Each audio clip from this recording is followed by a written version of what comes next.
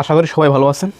আপনারা জানেন এই মাসের জানুয়ারি মাসের 10 তারিখে ফটিকরায়ের শিমুলতলিতে একটা খুবই বড় একটা ইনসিডেন্ট হয়েছে, যেখানকার সংখ্যালঘু মুসলমানদের উপরে ওইখানকার উগ্র হিন্দুত্ববাদী সন্ত্রাসীবাদীরা চরমভাবে আক্রমণ করছে, তাদের বাড়িঘর পোড়াইছে, তাদের সর্বস্ব লুট করছে, তাদের ঘরবাড়ি থেকে ভাঙচুর করা থেকে শুরু করে ওইখানকার যে সংখ্যালঘু মুসলমানদের ধর্মীয় স্থানটা আসলো মসজিদটারে ধ্বংসস্তূপে পরিণত করছে।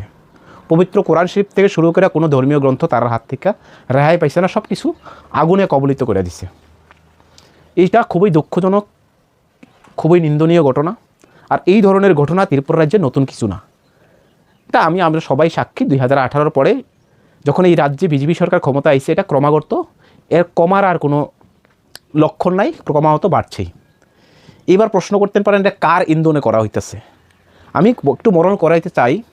এটা হচ্ছে আমাদের মন্ত্রী, শ্রদ্ধেয় মন্ত্রী শ্রী সুধাংশু দাসের এলাকায় ফটিকরায়ের এরিয়ার মধ্যে শিমুলতলিতে থানার নাকের ডোগায়, থানার থেকে আমরা যে গেলাম বেশি দূরে না, সামান্য একটু দূরে থানার নাকের ডোগায় এই ধরনের ঘটনা ঘটছে। অর্থাৎ সেই সময়ে পুলিশ প্রশাসন অবধি আসলো, যে ঘটনা হইতাছে পুলিশ প্রশাসন থাকা অবস্থায় এত বড় ঘটনার রূপ নেয়।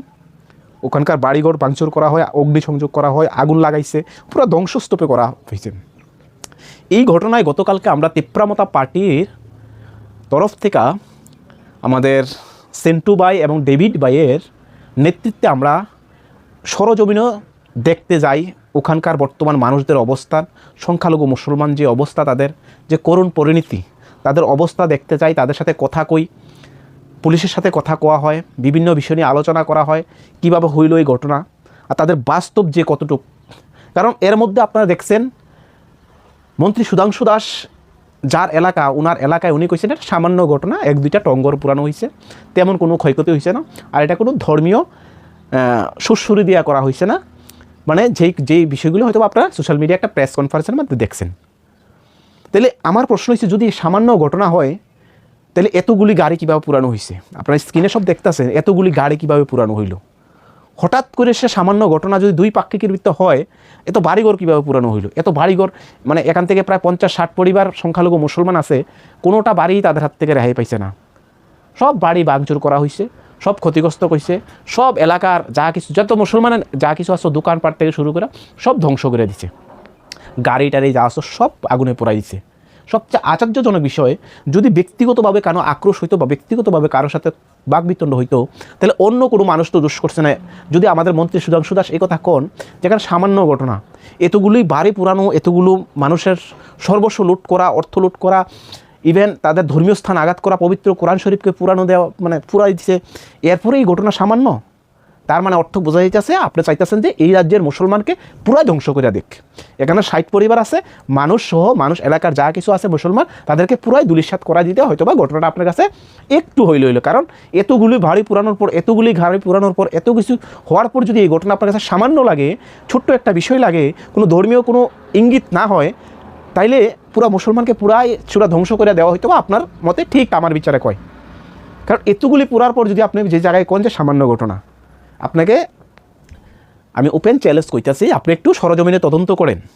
অতটুক অন্ধবিশ্বাসের মতন আপনাদের চামচার যে কথাগুলি, এগুলি বিশ্বাস করেন, নিজের চোখে একবার দেখেন।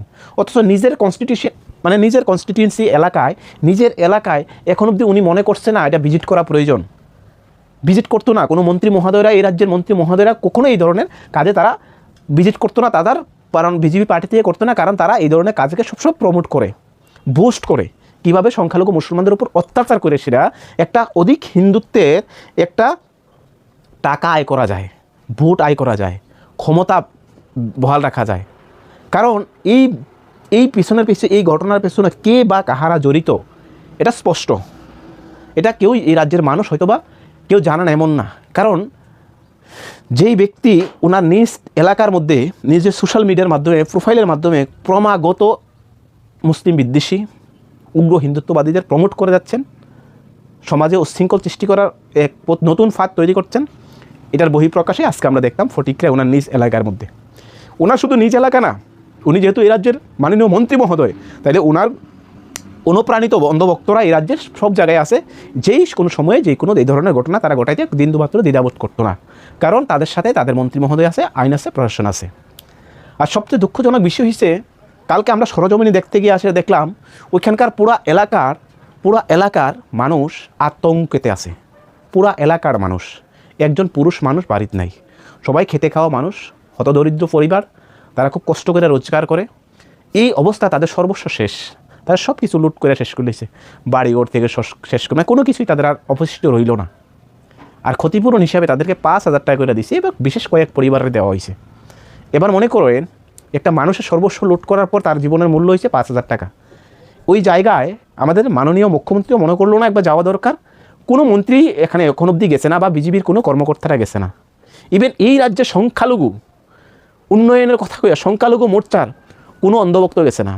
আমি এদেরকে বলি বেজন্মা। এরা নিজেকে যদি কোনো মাহফিলে দাওয়াত না দেয় মসজিদ ভাঙচুর করে, এদেরকে যদি কোনো মাহফিলে দাওয়াত না দেয় মসজিদ ভাঙচুর করে। এরা দিয়ে হুজুর সাজায় এসেরা, এই অমানুষগুলি হুজুর সাজে, টুপি লাগায় এসে হুজুর সাজে, রাত্রেবেলা যায় এসে গাঁজার ব্যবসা করে, স্মাগলিং করে, 2 নম্বরই ব্যবসার সাথে জড়িত। এদেরকে জাস্ট কল্পনা করেন আপনারা কোনো মাহফিলের ভিতরে অনুষ্ঠান হচ্ছে আপনার এলাকায়, আপনি ওদেরকে যদি দাওয়াত দিয়ে আইসরা, মানে ইনভাইট করে আইসরা, ওরা দিয়ে কোনো সভা করে সেটা বক্তব্য না রাখান, মানে হুজুর ডুপ্লিকেট হুজুর না বানান, মানুষের সামনে না দেখান, আর ওনার সঙ্গপঙ্গরা, মানে উনি তো কয় ওনার সঙ্গপঙ্গরা মসজিদ আক্রমণ করে। এরা কিন্তু মুসলমান। কেমন মুসলমান ভাবছেন তো এবার? কোন ধরনের মুসলমান? যদি আপনাকে দাওয়াত না দেওয়া হয় কোনো মাহফিলে, আপনাকে যদি বক্তব্য দেওয়ার সুযোগ না দেওয়া হয়, তাহলে আপনার নির্দেশে আপনার সঙ্গপঙ্গ দিয়ে সেটা ওই এলাকার মসজিদকে আক্রমণ করা হয়, মসজিদ কমিটিকে আক্রমণ করা হয়। তাই উনি ডুপ্লিকেট হুজুর সাজতে খুব ভালো পায়। যাক, এবার বিষয় হচ্ছে গতকালকে যখন আমরা গেছি, সেন্টু ভাই, আমি, ডেভিড ভাই, তারপরে দিয়ে আসা মামন ভাই, জাকির ভাই, আমরা অনেকেই গেছি, ঠিক আছে, দেলোয়ার ভাই, আরও অনেকে আমরা গেছি। যাওয়ার পর দেখলাম যে তাদের পরিস্থিতি খুবই ভয়াবহ অবস্থা, খুবই করুণ অবস্থা। এখন অবধি কোনো মন্ত্রী বা কোনো এমএলএ মনে করছে না বর্তমান সরকারের যারা ক্ষমতায় আছে, যারা রাজ্য পরিচালনা করতেছেন, এই রাজ্যের মানুষ সংখ্যালঘুরা এইভাবে নির্যাতন হইলেও একজনের মনে হইল না যে একবার যায় দেখি। ঠিক আছে, অন্যরার কথা বাদেই দিলাম, অন্ততপক্ষে যারা মাইনরিটি নিয়ে চিল্লায়, মাইনরিটি মোর্চার জন্য কাজ করে, সংখ্যালঘু মুসলমানদের উন্নয়নের কথা বলে, তারাও তো একটাবার যাওয়ার দরকার আসতো। কী বলে টফাজ্জল কিতা আছে, বিল্লাল মন্ত্রী, আরও অনেকেই আছে, ঠিক আছে না, আমি চিনি না যদিও, ইভেন আমি জানতামও চাই না এরা কারা। এই পশুগুলি, এই বন্যগুলিকে আমার জানার ইচ্ছেও নাই, কারণ এদের চোখে তো কুত্তা মুত্তা দিচ্ছে, ঠিক আছে, ডাইরেক্ট এদের চোখের ভিত্তে বিলাই মুত্তা দিচ্ছে, এরা চোখে দেখে না, এরা অন্ধ। বাংলাদেশের ঘটনা নিয়ে এসে এরা বড় বড় লেকচার মারতে পারে, ত্রিপুরা রাজ্যের ঘটনা নিয়ে এসে এরা চুপ, কারণ এরা বাবা, এরা তো যারও সন্তান, এরা তো সঠিক না, এদের মা বাপ তো মানে ডুপ্লিকেট না। এই কারণে এইভাবে আমি দুঃখিত, কারণ ভাষাগুলি কইতে অনেক টাইম ব্যতীত, যে খুবই কষ্ট হয় যে একটা মানুষ যখন তার ধর্মের আধারে তার উপর বিচার করা হয়, ধর্মের আধারে তার উপর, জাতির আধারে তাকে ক্রিটিসাইজ করা হয়। একজন এই রাজ্যের সংখ্যালঘু মুসলমানদের ওপর রানীর বাজারও ঘটনা হয়েছে, কত বড় ঘটনা হয়েছে এটা সবাই জানেন। অথচ নাকের ডোগায় কোনো মন্ত্রী মিনিস্টার মনে করছে না এখন অব্দি এটা যাওয়া প্রয়োজন, মনে করেন কেউ গেছে না, কিন্তু কেউ গেছে না। কিন্তু মানে যখন এই রাজ্যের মুসলমান নির্যাতন হয় তাদের ধর্মের আধারে বা তারা জাতির আধারে, কোনো মন্ত্রী মিনিস্টার মনে করে না তাদের যাওয়া প্রয়োজন কিংবা যায়। কারণ এখনও আমরা এতটুকু অন্ধবিশ্বাসে আছি যে আমরা মানুষ হিসেবে নিজেকে পরিচয় দেওয়াটা আজকে লজ্জার মতন হয়ে গেছে গা। কারণ আমরা জাতি ভাগ করি, ধর্ম ভাগ করি, কাস্ট ভাগ করি, কত কিছু না করি। অ্যাকচুয়ালি যারা ক্ষতিগ্রস্ত হয়েছে তারা নিঃস্ব, তারা কিচ্ছু নাই। যারা ক্ষতিগ্রস্ত হয়েছে না, আপনারা দেখলে মানে যে কন্ট্রোল করাটা অনেক কষ্ট, তাদের কিছু নাই। ছোটো ছোটো শিশু আছে, বাড়িতে কেউ নাই, সর্বস্ব শেষ তাদের। যার হয় সে বুঝে বিষয়টা, জাস্ট কল্পনা করেন। আর কার ইন্ধনে কারা এইভাবে করাইতেছে, সবচেয়ে অবাক করার বিষয়, জাস্ট এটা ভাবলে অবাক হয়ে যাবেন, যাদের ক্ষতিগ্রস্ত হয়েছে, যাদের বাড়িঘর পুরানো হয়েছে, যাদের সর্বস্ব শেষ করছে, যাদের বাড়িঘর নষ্ট করছে, যাদের ধ্বংস করছে, তাদেরকে দুলিশাত মিটাইছে। মাত্র 60 পরিবার, লাখো পরিবার, হিন্দুর পরিবারের মাঝখানে তাদের সর্বস্ব লুট করছে, অথচ তাদেরকে অ্যারেস্ট করছে পুলিশ, তাদেরকে অ্যারেস্ট করে তাদের বাড়ির পুলিশ, পুরুষরা একটা আতঙ্কিত, বাড়িঘর পুরো এলাকা ছাড়া কেউ নাই, স্নিগ্ধ, শুধু কয়েকজন মহিলা, শিশু বাচ্চা নিয়ে তারা আছে বাড়িতে। এত লজ্জাজনক ঘটনা আর কি হইতে পারে এই ত্রিপুরা রাজ্যে। তো ত্রিপুরা রাজ্যে বিজেপিকে ভোট দিয়ে সেটা আপনারা যারা ক্ষমতায় আনছেন, রাজ্যের সংখ্যালঘু মুসলমানদের কথা কইতেছি, আপনারা অসংখ্য ধন্যবাদ। কারণ আপনারা এখনও দেখি চিল্লান বিজেপির মাইনরিটি মোর্চা, বিজেপি মাইনরিটি সেল, বিজেপির এই সেল সেই সেল, উন্নয়ন কমিটি, সেই কমিটি, এই কমিটি। আপনারা দেখেন বিগত 2018 পর থেকে সেটা কতটা ঘটনা হয়েছে। আমি একটু ইমোশনাল হয়েছি কারণ 2018 পর থেকে কতটা ঘটনা হয়েছে আপনারা জাস্ট একটু কল্পনা করেন। এই ত্রিপুরা রাজ্যে ক্রমাগত সংখ্যালঘু মুসলমানদের উপরে যে হারে নির্যাতন হইতেছে, যে হারে তাদের উপর অত্যাচার হইতেছে, তা ভাষায় প্রকাশ করার মতন না। অথচ মুখ্যমন্ত্রী বাংলাদেশের ঘটনা নিয়ে এসে তারা ইনস্ট্যান্ট তারা প্রতিবাদ করে, সেই সুধাংশু দাস বাংলাদেশের ঘটনা নিয়ে ইনস্ট্যান্ট প্রতিবাদ করে, মন্ত্রী মহোদয়রা প্রতিবাদ করে, ইনস্ট্যান্ট প্রতিবাদ করে, বর্ডারে গিয়ে এসে তারা ওই পারে যাওয়ানোর চেষ্টা করে, আর নিজের এলাকার মধ্যে সংখ্যালঘু মুসলমানদের বাড়িঘর পুরায়, নিজের এলাকার মধ্যে সংখ্যালঘু মুসলমানদের উপর নির্যাতন করে, সব কিছু করে। অথচ এখানে 2 মিনিটের রাস্তা, ওই জায়গাতে যাওয়া তাদের সময় নাই। মুখ্যমন্ত্রীর সময় নেই, গেছে রানীর বাজার গেছে না, এখন ফটিকরায় গেছে না, কোনো জায়গায় যায় না। মানে বিষয়গুলো জাস্ট কল্পনা করেন, একজন মাননীয় মুখ্যমন্ত্রী বা যে কোনো মন্ত্রী মহোদয়, বিধায়ক, এমএলএ যারাই আছেন, আমি জানি না তাদের চিন্তা ধারণা কেমন। আমি মনে করি যে আমি একজন এই দেশের নাগরিক হিসেবে প্রত্যেকটাই, যখন আমি সংবিধানের দায়িত্বপ্রাপ্ত কোনো স্থানে আমি শপথ গ্রহণ করবো, আমি প্রত্যেকটা মানুষের জন্য, আমি এখন বর্তমানে তীব্রমতা পার্টির সাথে যুক্ত, তারপর আমি এই অর্থ না যে আমি অন্য পার্টির বিরুদ্ধে, হ্যাঁ আমি পার্টির সাথে যুক্ত। আমি মনে করি প্রত্যেকটা মানুষের পক্ষে কথা বলাই আমার একান্ত প্রয়োজন, বা মানুষের ন্যায়ের পক্ষে কথা বলাই আমার দরকার, অন্যায়ের বিরুদ্ধে রুখে দাঁড়ানো। খুবই বেদনাদায়ক এই ঘটনা সম্পূর্ণ। আর গতকালকে যাওয়ার পর দেখলাম যে ওই যারা ক্ষতিগ্রস্ত হয়েছে, যারা যে সংখ্যালঘু মুসলমানদের উপর আক্রমণ করা হয়েছে, যে সংখ্যালঘু মুসলমানদের মসজিদ পুরানো হয়েছে, গাড়ি পুরানো হয়েছে, কতটি গাড়ি পুরানো হয়েছে, কতটি বাড়ি পুরানো হয়েছে, মসজিদটা পুরো ধ্বংস করে দিয়েছে। মসজিদে কোনো কাজও শেষ করতে পারছে না, টাইলস আসলো, কাজ চলতে আসলো, শেষ করে দিয়েছে, পুরো ধ্বংস করে দিয়েছে। ধ্বংস করার পর কোরআন শরীফ আসলো, কোরআন শরীফ পুরাই দিছে। ইভেন ওই এলাকার যারা ক্ষতিগ্রস্ত হয়েছে, যারা মানে মাইনরিটি মুসলমান আছে, তাদের পুরুষ যারা আছে তাদেরকে অ্যারেস্ট করা হয়। অ্যারেস্ট করার পরে তাদেরকে বিভিন্নভাবে ধমকি দেওয়া হয়, বা বিভিন্ন এলাকার যারা উগ্র হিন্দুত্ববাদী আছে তাদেরকে বিভিন্নভাবে ধমকি দেয়। এখনও যদি পুলিশ পাহারায় আসে, তবে পুরা এলাকা নিস্তব্ধ, পুরা এলাকায় তাদের নিশ্চয়তার আর কোনো কিছু নাই।